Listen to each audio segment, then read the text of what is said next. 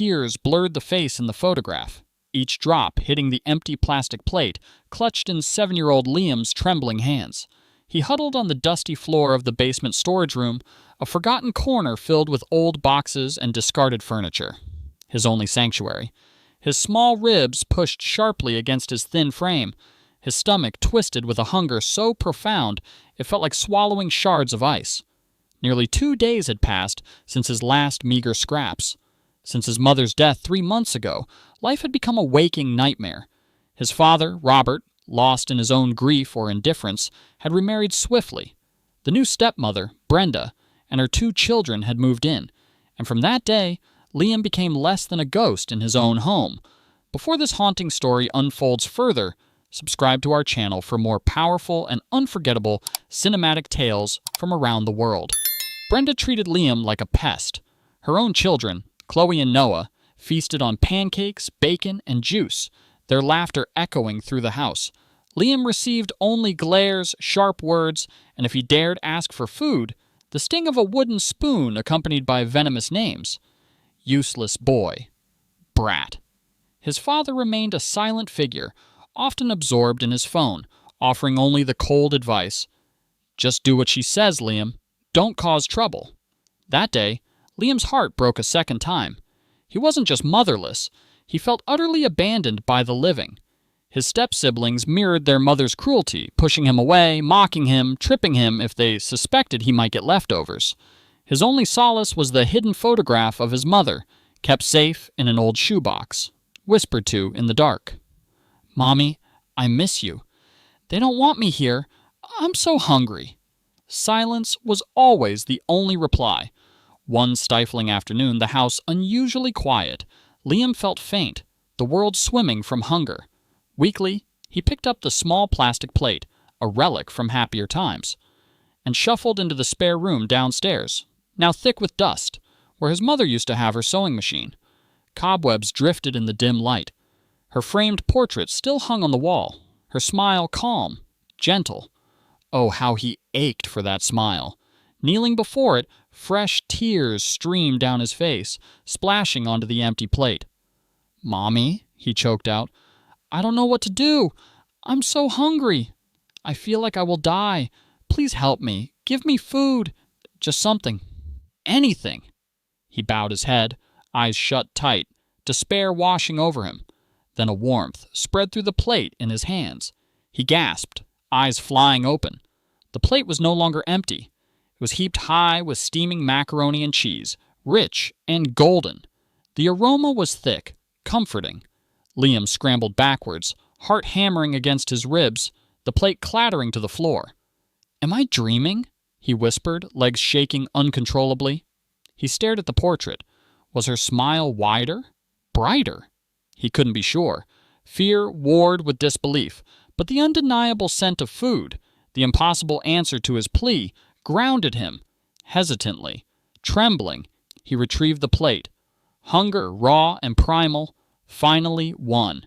Sitting cross-legged on the dusty floor, his eyes locked on his mother's image, he whispered, "Thank you, Mommy," before stuffing the pasta into his mouth, barely chewing, swallowing life itself. He ate until nothing remained, then curled up on the floor, his small belly full for the first time in months, and succumbed to a deep, peaceful sleep. Peace, however, was a fleeting visitor. Sharp slaps jolted him awake hours later. Brenda loomed over him, her face contorted with fury, her hand raised again. His step-siblings, Chloe and Noah, shrieked with laughter behind her. "You useless thing," she spat. "Who gave you food? Where did you steal this?" Confused and terrified, Liam stammered, pointing a trembling finger towards the portrait. It was my mommy." The room exploded with cruel laughter. "His dead mother made him mac and cheese," Chloe howled. Brenda doubled over, mocking him. "So ghosts are feeding you now? Not only useless, but crazy." Her amusement turned icy.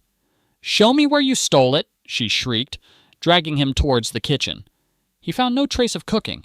The cupboards undisturbed, the fridge holding no evidence. This fueled her rage further. Accusing him of tricks, of being a thief and a liar, she seized a wooden spoon and rained blows down on his small body until her arms grew tired, then shoved him back into the storage room, slamming the door on his agonized cries. That night, curled in pain, Liam wept. "Mommy, take me with you. I'm tired." Unknown to him, a shimmering, translucent figure stood silently in the corner, his mother's spirit, watching her child, her ethereal eyes filled with sorrow, unable to touch, unable to comfort, her soul aching. Days blurred into a routine of neglect and fear. And one Saturday morning, hoping for a sliver of normalcy, Liam diligently finished his chores, dreaming of watching cartoons with his step-siblings. He crept into the living room, sitting quietly on the floor, far away. But their acceptance was a mirage. Why is he here? He stinks," Chloe sneered. Noah pushed him roughly. "Get out!" Heartbroken, Liam returned to the storage room, tears wetting his cheeks as he addressed the portrait again. "Why did you leave me, Mommy? They hate me." After being sent to stack firewood in the cold garage, sweaty despite the chill and faint with hunger, he returned to the storage room. There, beneath the portrait, sat another miracle, a plate piled high with warm shepherd's pie, gravy glistening under a crust of mashed potatoes. Tears of gratitude streamed down his face as he knelt. "Thank you, Mommy," he whispered, and began to eat, savoring the taste of love. The door creaked open. Brenda stood there, a slow, wicked smile spreading across her face. The fork dropped from Liam's hand. "Well, well," she purred, advancing. "So, this is your secret stash." When Liam, terrified, repeated that his mother provided the food, she erupted in mocking laughter, echoed by Chloe and Noah at the door. "His ghost mommy is a chef now?" they taunted. But her laughter died. Picking up a belt hanging nearby, she threatened him, demanding the truth. His desperate pleas of innocence were met with another brutal beating, leaving him aching and empty once more.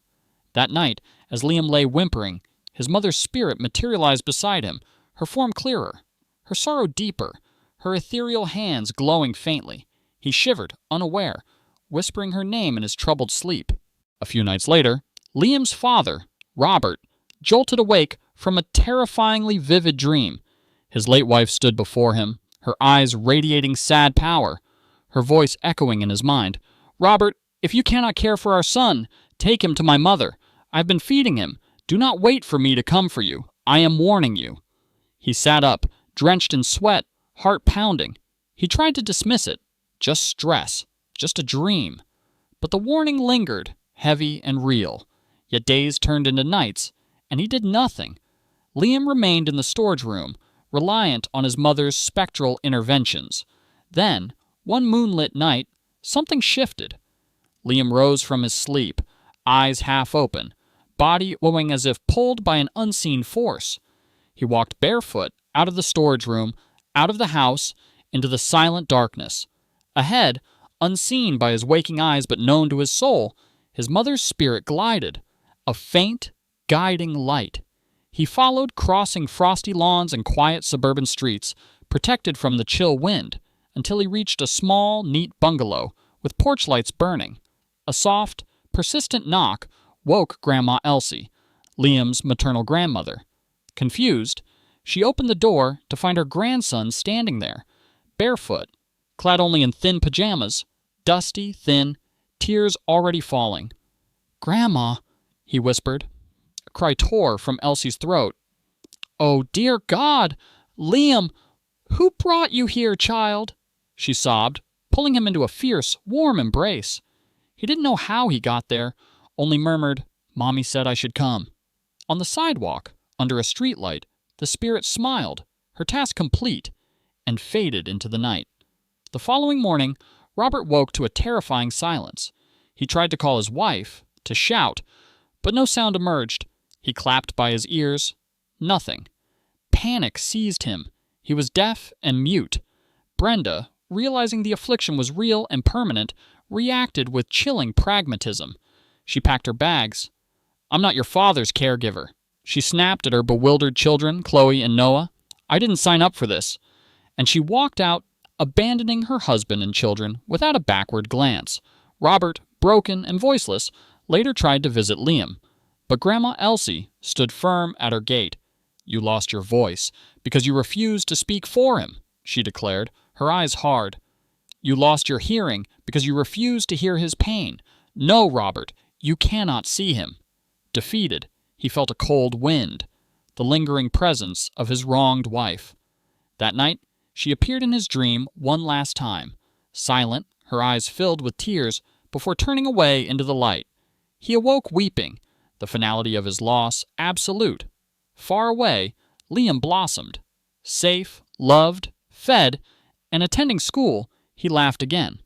The nightmares ceased. He looked like his mother, his grandmother often said, touching his cheek. Strong, quiet, and full of light. And every year, on his birthday, he would visit his mother's grave, placing a small painted rock beside it, whispering words only they could truly understand. Thank you, Mommy. I remember. For even across the veil of death, a mother's love endures, protects, and sometimes delivers justice. If this powerful story of love, loss, and supernatural protection moved you, please give it a thumbs up and subscribe for more unforgettable, dramatic tales that explore the depths of the human spirit. Let us know in the comments what you thought of Liam's journey. Until next time, keep watching.